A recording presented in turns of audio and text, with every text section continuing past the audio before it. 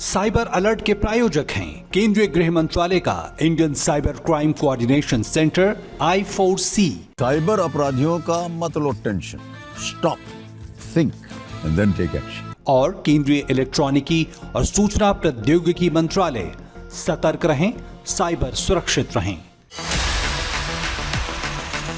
साल 2025 का आखिरी एपिसोड हम आपको बताएंगे कैसा रहा साइबर खतरों के नजरिए से ये साल, क्या बड़े कदम उठाए गए हैं देश में इन्हें नियंत्रित करने के लिए। डिजिटल अरेस्ट इसका अल्टीमेट ऑब्जेक्टिव है आपसे पैसा एक्सट्रैक्ट करना। इसमें ये पॉपअप हो गया फेसबुक पे कि हमारे साथ जुड़ो तो डेली 5 to 10% का प्रॉफिट आप कमा लोगे आसान। ऑनलाइन ब्रोकरेज प्लेटफॉर्म्स के नकली एप्स बनाकर हो रहे हैं स्कैम। ऐप जो है आप अपने ऐप स्टोर से ही करें, थर्ड पार्टी एप्लीकेशन डाउनलोड न करें।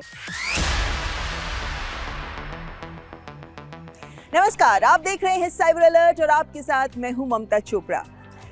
वर्ष 2025 समाप्त हो रहा है और इस साल कैसा रहा साइबर अपराध के मोर्चे पर ये साल, और कौन से ऐसे बड़े साइबर खतरे थे जिन्हें लेकर हमने आपको किया साइबर अलर्ट, बताएंगे आपको इस कार्यक्रम में। और चूंकि I4C है नोडल एजेंसी साइबर अपराध को लेकर, तो हम भी पहुंचे हैं I4C में इस विशेष कार्यक्रम को लेकर।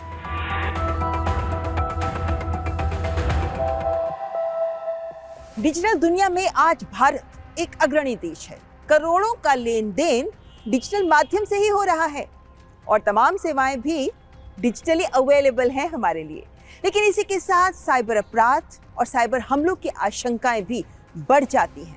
लेकिन इसीलिए अब राष्ट्रीय सुरक्षा का अहम स्तंभ बन गई है साइबर सुरक्षा। जरा इन आंकड़ों पर नजर डालें। 2022 में 10,29,000 से 2024 में दोगुने से अधिक यानी 22,68,000 तक की वृद्धि डिजिटल खतरों में दिख रही है। लेकिन इसी के साथ ये भारत में बेहतर रिपोर्टिंग तंत्र को भी दर्शाती है। साइबर धोखाधड़ी से हुआ वित्तीय नुकसान 2023 में 7,465 करोड़ से 3 गुना बढ़कर 2024 में 22,845 करोड़ हो गया। और जो साइबर अपराध सबसे अधिक प्रचलित रहे, जिनमें लोगों ने सबसे अधिक पैसा गंवाया, हमने उन तमाम फ्रॉड्स को तथ्यों के साथ आपके समक्ष रखा। और इनमें सबसे अधिक सुर्खियां बटोर रहा था डिजिटल अरेस्ट। हमने डिजिटल अरेस्ट के हर पहलू की पड़ताल की और तथ्यों के साथ आपको इससे कैसे बचें ये भी बताया। डिजिटल अरेस्ट में आप तभी फंसते हैं जब आपको एक फेक कॉल आती है और आप डर जाते हैं। एक अनजान कॉल पर बताए गए झूठे आरोपों से आप डर जाते हैं और फंस जाते हैं, जबकि ये सब सुनियोजित होता है। एक ड्रामा, आपको डराने के लिए पूरी स्क्रिप्ट तैयार की जाती है। मुझे कॉल आया कि आपको ना फोन काट दिया जाएगा। बताते ये थे कि अगर आप पैसा जो ट्रांसफर कर रही हैं इसका केवल वेरिफिकेशन चल रहा है।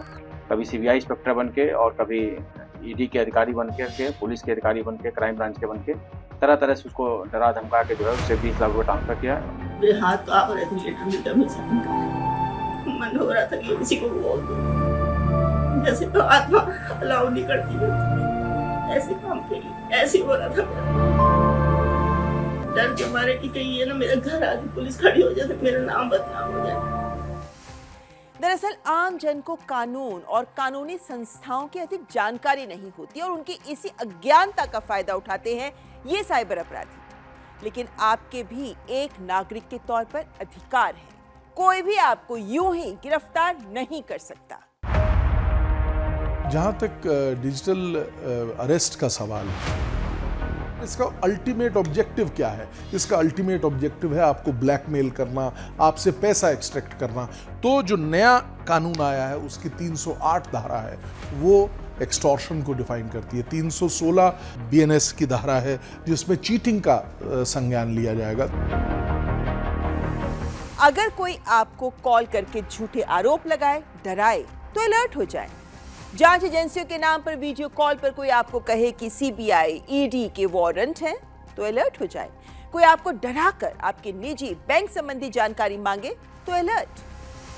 और ये सच्चाई आप सबको बताएं कि विभिन्न केंद्रीय या जांच एजेंसियां जैसे police, CBI, RBI, CID, narcotics विभाग, कस्टम्स विभाग, ED, ये एजेंसियां फोन पर, व्हाट्सएप पर या वीडियो कॉल पर पूछताछ नहीं करती। ना ही ये व्हाट्सएप या टेलीग्राम पर नोटिस या समन्स देती हैं। और 2025 के अंत तक आते आते सुप्रीम कोर्ट ने दिया डिजिटल अरेस्ट को लेकर एक बड़ा फैसला कि डिजिटल अरेस्ट के सभी मामलों की जांच करेगी सीबीआई।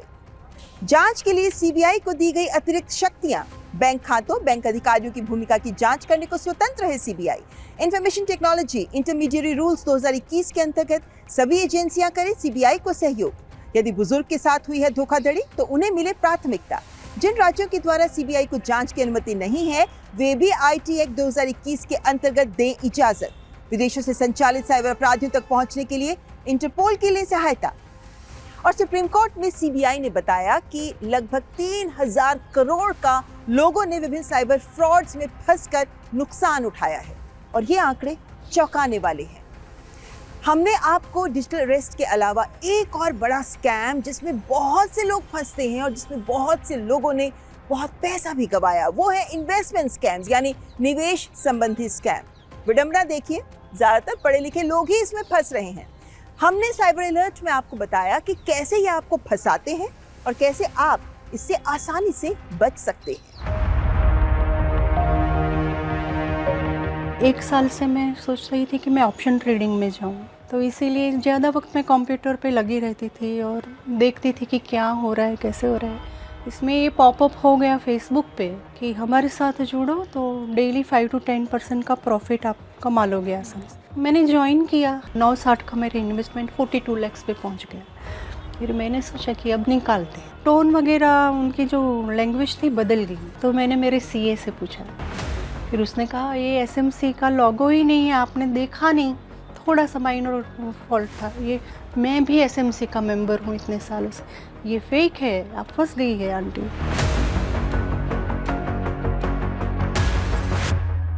तो इस केस की तरह बड़ी ऑनलाइन ब्रोकरेज प्लेटफॉर्म्स के नकली एप्स बनाकर हो रहे हैं स्कैम्स। ये एप्स, वेबसाइट्स बिल्कुल असली जैसे लगते हैं, अंतर इतना कम होता है कि आप पकड़ ही नहीं पाते।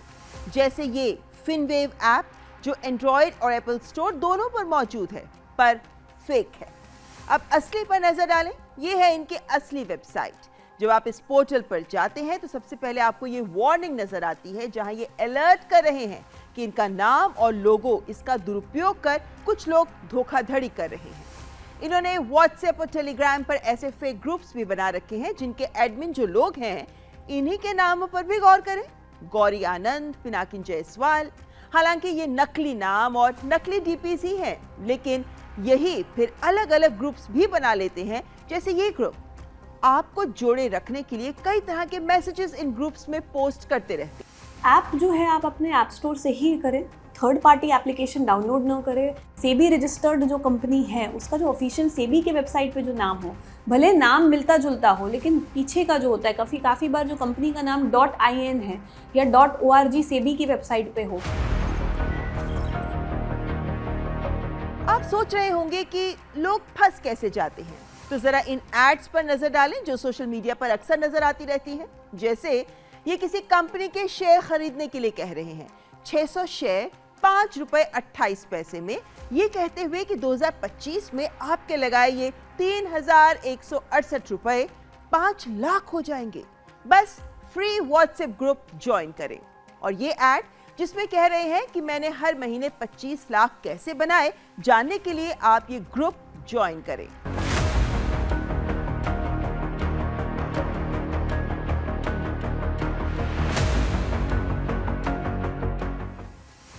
यदि आपके पास कोई कॉल आता है या फिर मैसेज आता है जिसमें दावा किया जाता है कि निवेश करने के बाद हाई रिटर्न मिलेगा या फिर पैसा डबल हो जाएगा, तो इस तरह के मैसेजेस को किसी और को फॉरवर्ड ना करें, बल्कि इन्हें डिलीट कर दें। और हाँ, इस तरह के मैसेजेस की शिकायत भी संचार साथी पोर्टल पर अवश्य करें। तो अगर कोई आपको सोशल मीडिया पर मुफ्त में निवेश की सलाह दे रहा है तो बी अलर्ट। अगर कोई आपको 20-30% के अविश्वसनीय गारंटीड रिटर्न्स देने की बात करे तो बी अलर्ट, झूठ ही बोल रहा है। और निवेश करने का पैसा किसी कंपनी नहीं बल्कि निजी खाते में डालने को कहा जाए तो भी अलर्ट। अगर आपको तुरंत पैसा डालो, आखिरी मौका है, आज रात तक की डील जैसी बातें हो तो बी अलर्ट। पैसे के मामले में जल्दी का काम शैतान का।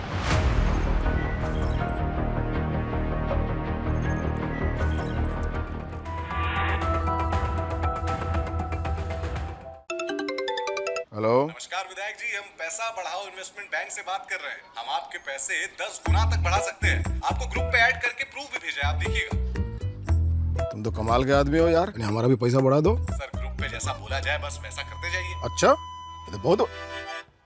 चिंता मत करो, जिस नंबर से तुम कॉल कर रहे हो ना, पुलिस 2 मिनट में उसको देख करके ट्रेस करके पकड़ लेगी तुमको और अंदर। अरे क्या कर दिया महाराज? आप जैसे पढ़े लिखे लोगों को ये बिल्कुल फर्जी इन्वेस्टमेंट ग्रुप का सदस्य बना करके आपको फंसा रहे हैं। हमको चूना लगा रहा है। बिल्कुल, आप भी कभी भी किसी अनजान सोशल मीडिया इन्वेस्टमेंट ग्रुप में बिल्कुल न जुड़े। और यदि स्टॉक मार्केट में इन्वेस्टमेंट करना हो तो हमेशा सेबी अप्रूव्ड ऐप से ही करें। आपके लालच को बनाकर हथियार साइबर अपराधी करते हैं आप परिवार।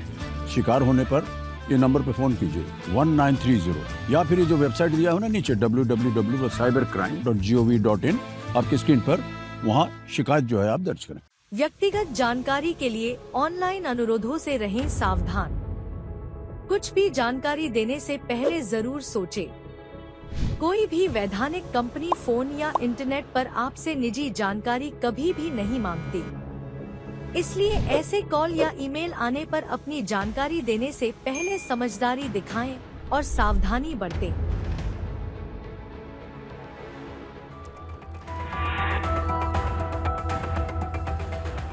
इन्वेस्टमेंट स्कैम्स के अलावा तीसरा सबसे बड़ा स्कैम है लोन ऐप स्कैम। आंकड़ों में वित्तीय नुकसान हालांकि कम नजर आता है, लेकिन इससे प्रभावित पीड़ितों की तादाद बहुत ज्यादा है। इसका दुष्प्रभाव इस हद तक है कि कितने ही लोगों ने परेशान होकर अपनी जान तक दे डाली। लेकिन हम आप तक लेकर आए इसकी असलियत और ये भी कि कैसे आप बच सकते हैं इससे।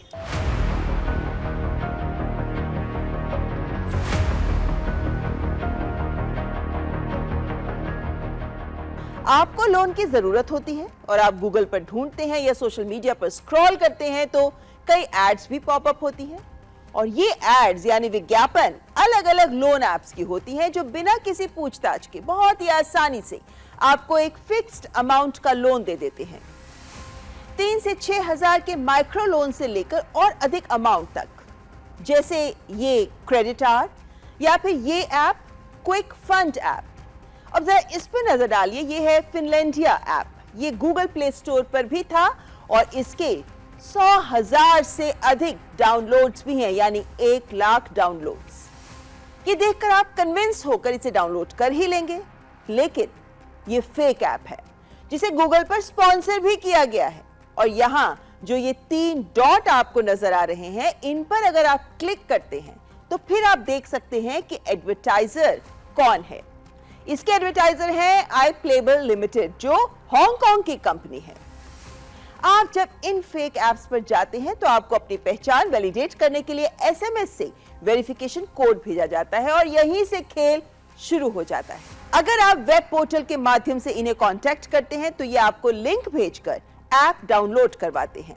जैसे ही ऐप आप इंस्टॉल करते हैं, ये आपका मोबाइल का डेटा, फोटोज, कॉन्टेक्ट्स, SMS सब एक्सेस कर लेते हैं और फिर यही डेटा इस्तेमाल करके ये आपको बदनाम करने की धमकियां देते हैं।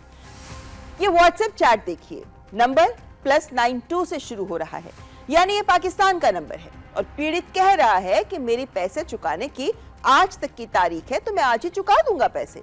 लेकिन स्कैमर कह रहा है कि नहीं, 5 मिनट में ही पे करो वरना अगले 20 मिनट के बाद मैं तुम्हारे परिवार को कॉल्स करना शुरू कर दूंगा।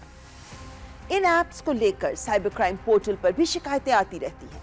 आपकी शिकायतों पर ही इन ऐप्स पर फिर एक्शन लिया जाता है। एक और बात पर ध्यान दें, जब आप गूगल पर लोन ऐप सर्च करते हैं तो सबसे पहले स्पॉन्सर्ड पोर्टल सामने आते हैं। ये फेक हो सकते हैं, जैसे क्विक फंड का उदाहरण लें।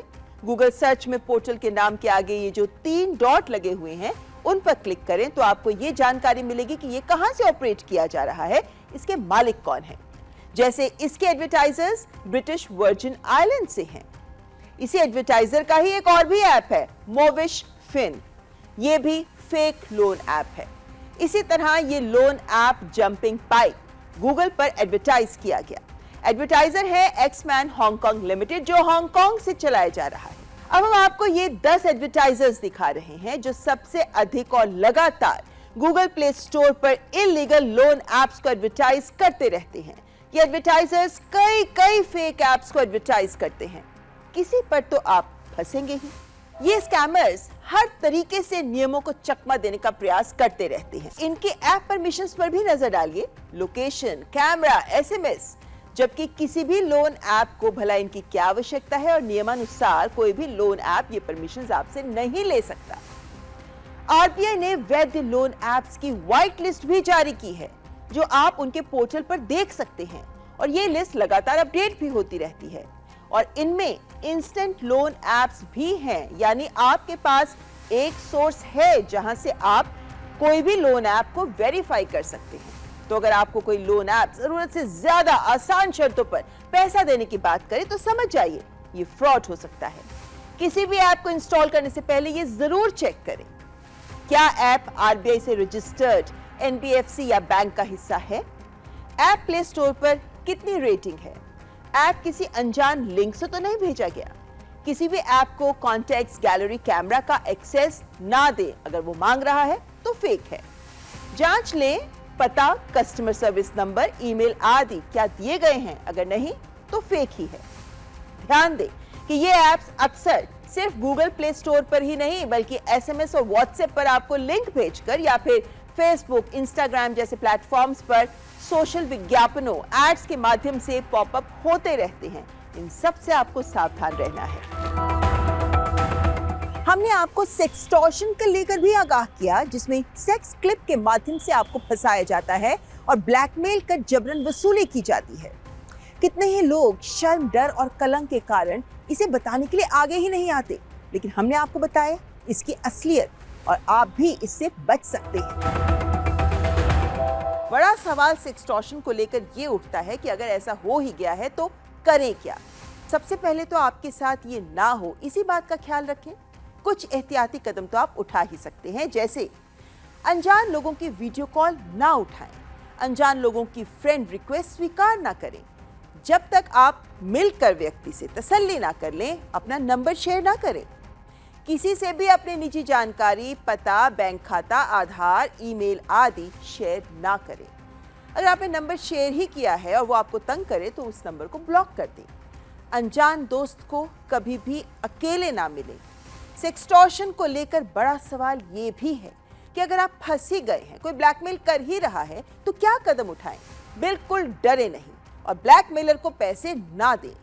ब्लैकमेल के खिलाफ सबसे बड़ा कदम ही है उसके खिलाफ खड़े होना। समझ लीजिए, डरे तो फंसे। सोशल मीडिया पर अपने स्टेटस पर आप ये डाल सकते हैं कि कोई आपका फेक वीडियो बनाकर आपको धमका रहा है। यदि आपका कोई भी आपत्तिजनक वीडियो देखे तो समझ जाए कि वो आपका नहीं है बल्कि फेक है, AI जनरेटेड है। और यदि उसने वीडियो वायरल कर दिया तो भी आप ये मैसेज जरूर डाल दें अपने स्टेटस पर कि ये फेक है। आपके दोस्त, आपका परिवार, वो लोग जो आपके लिए जरूरी है, महत्वपूर्ण है, वो तो आप ही की बात मानेंगे ना। और साथ ही पुलिस को भी जरूर बताएं, रिपोर्ट करें और अपनी इस रिपोर्ट को भी सोशल मीडिया पर डालें कि आपने पुलिस को रिपोर्ट किया है। एक और बात, अपने परिवार से, दोस्तों से बात अवश्य करें, उन्हें कॉन्फिडेंस में लें। उनके लिए आपका एक वीडियो आपकी जान से बढ़कर तो नहीं हो सकता ना। तो लोग क्या कहेंगे, बदनामी होगी, इन बातों से घबराएं नहीं। फेस इट हेड ऑन, क्योंकि कुछ ही दिनों में लोग भी इसे भूल जाएंगे। सुन, तू अपने बैंक अकाउंट की जानकारी दे। कुछ लोग पैसे भेजेंगे, फिर कमीशन के पैसे काट के बाकी उनके बताए गए बैंक अकाउंट में भेज देना। है ना साहब? अरे फंसेंगे आप भाई साहब, पैसों को मनी म्यूल कहते हैं। देखिए, सावधान रहिए। कुछ अपराधी तत्व कमीशन का लालच देकर अवैध धन का हेरफेर करने के लिए आपके खाते का दुरुपयोग कर सकते हैं। ये गैर कानूनी है, जेल हो सकती है आपको। ये देखिए, फंस गए ना। याद रहेगी आपकी राय। अरे तो इसी बात पे हो जाए एक कटिंग चाय। व्यक्तिगत जानकारी के लिए ऑनलाइन अनुरोधों से रहें सावधान। कुछ भी जानकारी देने से पहले जरूर सोचें। कोई भी वैधानिक कंपनी फोन या इंटरनेट पर आपसे निजी जानकारी कभी भी नहीं मांगती। इसलिए ऐसे कॉल या ईमेल आने पर अपनी जानकारी देने से पहले समझदारी दिखाएं और सावधानी बरतें।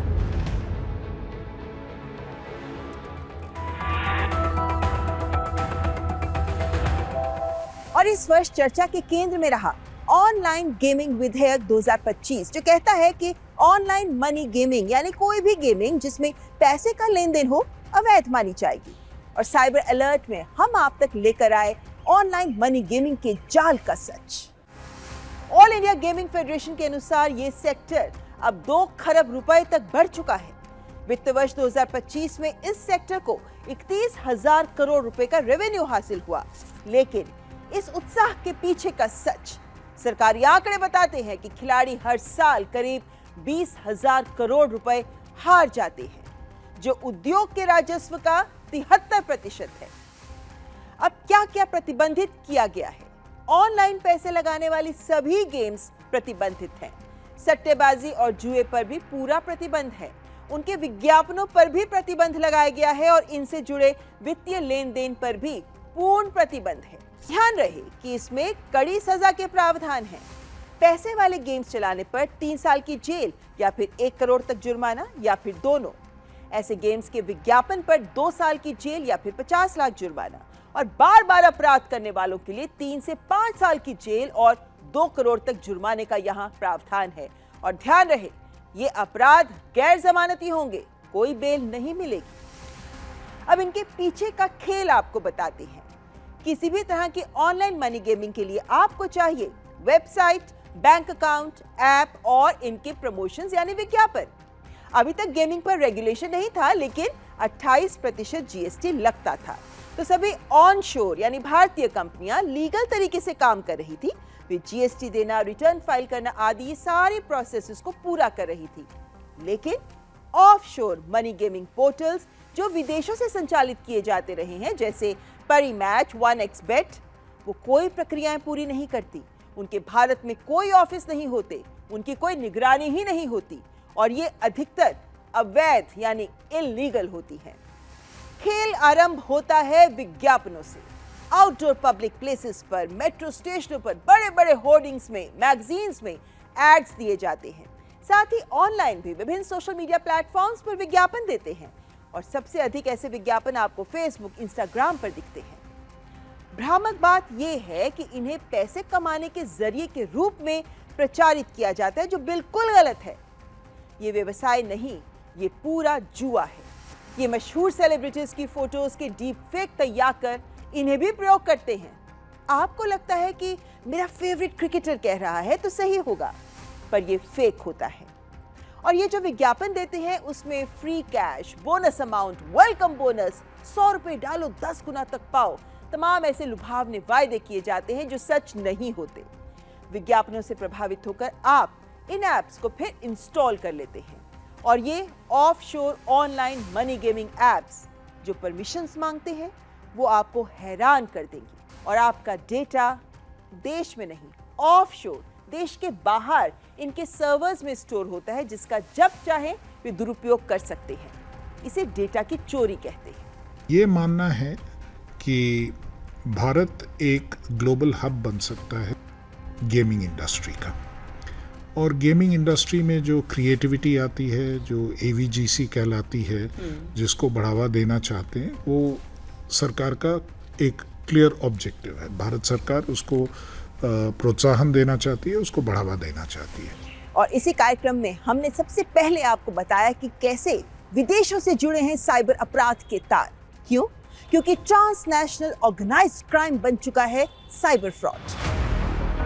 और आप इसे सामान्य अपराध ना समझें, इतने व्यापक स्तर पर हो रहा है ये, क्योंकि इस अपराध के पीछे हैं ट्रांसनेशनल क्रिमिनल्स। कंबोडिया, लाओस के स्कैम कंपाउंड से संचालित अंतरराष्ट्रीय माफिया का नेटवर्क। अत्यंत सोफिस्टिकेटेड प्रोफेशनल क्रिमिनल्स हैं ये तस्वीर देखिए जो यूनाइटेड नेशंस ने दी है, जो दिखा रही है स्कैम कंपाउंड्स। यहाँ लाखों लोगों को सैलरी पर रखा जाता है और काम होता है आपको फंसाना। United Nations Office of Drugs and Crime ने अपनी रिपोर्ट में विस्तार से इसका जिक्र किया है। यानी सिर्फ भारत में नहीं, दुनिया भर में, अमेरिका, कनाडा, यूरोप में भी किया जा रहा है ये साइबर अपराध। ग्लोबल मोडस ऑपरेंडी यूज की जा रही है। विभिन्न देश हैं इनसे परेशान, जिनका भारत ने किया पर्दाफाश।